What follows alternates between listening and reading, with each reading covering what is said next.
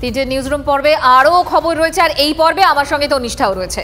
একদমই তাই মঞ্জিরা। আর এবার যে খবরের দিকে আমরা নজর রাখবো, পুলিশের ভূমিকা নিয়ে আমরা অনেক প্রশ্ন করতে বাধ্য হই, কিন্তু এবার একটা যে ঘটনা ঘটলো আপনাদেরকে জানিয়ে রাখি। পুলিশকে খোলাখুলি হুমকি তৃণমূল বিধায়ক শওকত মোল্লার।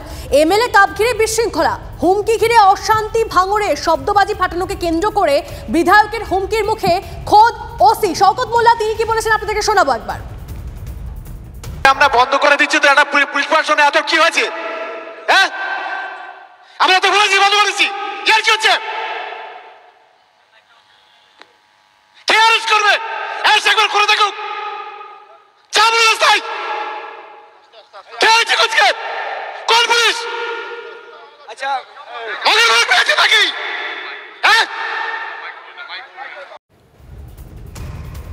দেখলেন কিভাবে ভড়কে গেলেন শওকত মোল্লা। এই নিয়ে কথা বলবো। আমাদের সঙ্গে রয়েছেন আমাদের সিনিয়র কলিগ, আমাদের সঙ্গে রয়েছেন তন্ময় প্রামাণিক একেবারে নিউজ রুম থেকে।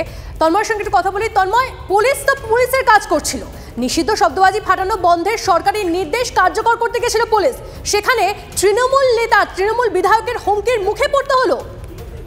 দেখো একেবারেই সেটা তুমি যেটা দেখতে পাচ্ছ পরিষ্কার করে যে প্রশ্নটা উঠে আসছে, একজন বিধায়ক যিনি আইনসভার সদস্য, রাজ্য আইনসভার সদস্য, বিধানসভার, যেখানে রাজ্য কিভাবে চলবে, রাজ্যের বিভিন্ন বিষয়ে রাজ্যের পলিসি, যেখানে সেই আইন তৈরি হয়, যে আইন পরে রাজ্যপালের সইয়ের মাধ্যমে, রাষ্ট্রপতির সইয়ের মাধ্যমে যেটা বলবৎ হয় মানুষের উন্নয়নের জন্য, সেই আইনসভার একজন সদস্য তিনি আইন ভাঙছেন। কারণ তিনি যে এমএলএ কাপের মঞ্চে উপস্থিত রয়েছেন, সেই এমএলএ কাপের উদ্যোক্তাদের যে ফেসবুক লাইভ, সেই লাইভের ছবি সেটা ভাইরাল হয়েছে। সেইখানে আমরা দেখতে পাচ্ছি ক্যানিং পূর্বের বিধায়ক শওকত মোল্লা ডান হাতে মাইক্রোফোন নিয়ে আঙুল উঁচিয়ে ছুটে যাচ্ছেন পুলিশের দিকে। কি জানা যাচ্ছে যে না, সেই ভাঙড় থানার সেখানকার যে ওসি রয়েছেন তিনি সেখানে পুলিশের দলবল নিয়ে হাজির হয়েছিলেন সরকারি নির্দেশ পালন করার জন্য। তন্ময় দেখো, আমরা রোজ প্রত্যেক দিন পুলিশের ভূমিকা নিয়ে প্রশ্ন করি, এত হুমকি দিলে, এত ধমক দিলে কাজ করবে কি করে বলো তো পুলিশ?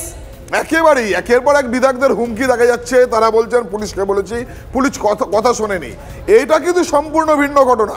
তুমি মুর্শিদাবাদের কথাই বলো, মালদার কথাই বলো, কিংবা এই রিসেন্ট যে জয়নগরে ঘটনা ঘটেছে সেখানকার বিধায়ক যারা পুলিশকে এই কাঠগড়ায় তুলছেন, তাদের পর্যায়টা পার করে যদি ছেড়ে আসি, এখানে নতুন পর্যায় কীরকম, রাজ্য সরকার কড়া অবস্থান নিয়েছিল, পরিবেশ দপ্তর কড়া অবস্থান নিয়েছিল, আদালতের নির্দেশ অনুযায়ী কোনো শব্দবাজি ফাটানো যাবে না, যে কারণে প্রচুর সমালোচনা।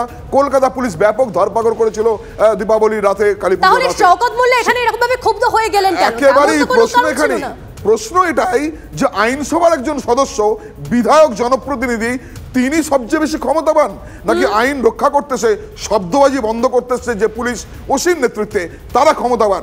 এখানে আমরা দেখছি আইনের যারা রক্ষাকর্তা পুলিশ, মুখ্যমন্ত্রী যার দায়িত্ব রয়েছেন, মুখ্যমন্ত্রী পুলিশ মন্ত্রী, সেই পুলিশ এসেছিল শব্দবাজি বন্ধ করতে, তারা করে তাদেরকে এলাকা ছাড়া করেছেন বিধায়ক।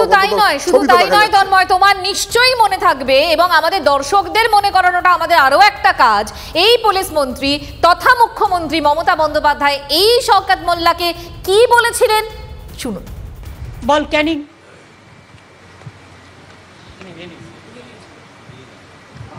প্রণাম দিদি, আমার এখানে খুব ভালো কাজ হচ্ছে, কিন্তু দিদি একটা আপনি বাস দিয়েছেন, কিন্তু একটা টার্মিনাল যদি হয় খুবই ভালো হয়। কি বাস টার্মিনাল? কোনখানটায়? জীবনতলায়। জীবনতলা কোনো বাস টার্মিনাল হওয়ার জায়গা? হ্যাঁ দিদি। মারপিট করিস আর বোম্বা দিস, ওখানে কোথেকে জীবনতলা মারপিট বাস টার্মিনাল? ওখানে কোনো সমস্যাই নেই একদম। আচ্ছা, জাহাঙ্গীরকে ঢুকতেই দাও না তোমরা? সমস্যাই নাই দিদি। জাহাঙ্গীর তো মানিক ভাইকে মারাকে জাগিয়ে ও তো কেসের কোর্টের অর্ডার আছে, ঠিক আছে, দেখে নেবে। ঠিক আছে তন্ময়, তোমারও নিশ্চয়ই মনে পড়ে গেল, আমাদের দর্শকদেরও মনে পড়ে গেল, তুই তো কোট আনকোট, তুই তো মারপিট করিস, বোমা বাঁধিস, সেই শওকত মোল্লা কাকে হুমকি দিচ্ছে?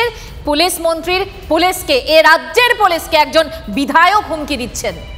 দেখো একেবারেই তাই, কারণ এখানে যে ঘটনাটা ঘটছে তুমি দেখতেই পাচ্ছ যে রাজ্যের পুলিশকে হুমকি দিচ্ছেন বিধায়ক, সেখানে সাধারণ মানুষ কি করে পুলিশের কাছ থেকে বা প্রশাসনের কাছ থেকে বা রাজ্য সরকারের কাছ থেকে সুযোগ সুবিধা বা সঠিক বিচার পেতে পারে, এই প্রশ্ন উঠছে। কারণ এখানে মুখ্যমন্ত্রী প্রশাসনিক সভায় বলছেন তুই মারপিট করিস, তুই বোমা বাঁধিস, সেখানে কিন্তু সরকারি আধিকারিক একেবারে উচ্চ প্রশাসনের উচ্চপদস্থ আধিকারিকরা হাজির ছিলেন।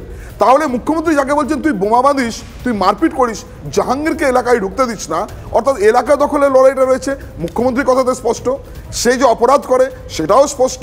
জাহাঙ্গীর সে মার্ডার কেসের আসামি, সেই কারণে সে এলাকায় আসতে পারে না, আমার বোমাবাজির জন্য নয়, এটাও কিন্তু সেই মুহূর্তে মুখ্যমন্ত্রীকে বুঝিয়ে দিলেন এই শওকত মোল্লা।